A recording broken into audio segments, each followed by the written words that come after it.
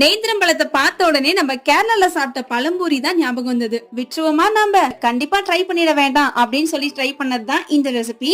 இதுக்கு ஒரு பெரிய பாத்திரத்துல 1 கப் ஃபுல்லா மைதா மாவு, 1 டீஸ்பூன் ஃபுல்லா ரைஸ் ஃபிளார் ஆட் பண்ணிருக்கேன்.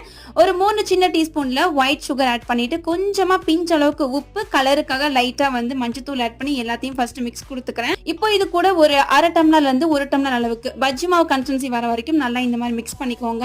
மாவு ஒரு 15 மினிட்ஸ்க்கு நல்லா ஊற வச்சுட்டு இந்த சைடு நம்ம எடுத்து வச்சிருக்க இந்த நேந்திரம் பழத்துல 2 பக்கமும் நல்லா கட் பண்ணிட்டு இந்த மாதிரி தோலை மட்டும் ரிமூவ் பண்ணிட்டு நல்லா ஸ்லைஸ்டா கட் பண்ணி எடுத்து வச்சுக்கலாம். ரொம்ப பெருசா இருக்கு அப்படின்னா நீங்க அதை 2ஆ கட் பண்ணி கூட நீங்க ஸ்லைஸ்டா போட்டுக்கலாம்.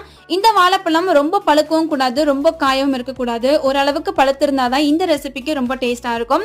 இப்ப கட் பண்ணதை நம்ம எடுத்து வச்சிருக்க மாவுல நல்லா டிப் பண்ணிட்டு இப்ப நம்ம நல்லா சுட சுட இருக்கிற ஆயில்ல போட்டு ஃப்ரை பண்ணி எடுத்துட்டீங்க. ஒரு சூப்பரான இஞ்சி டீ கூட இந்த பழம்பொரியை வச்சு சாப்பிட்டீங்கன்னா அவ்வளவு டேஸ்டா இருக்கும். கண்டிப்பா ட்ரை பண்ணுங்க. வீடியோக்கு லைக் பண்ணி ஃபாலோ பண்ணிக்கோங்க.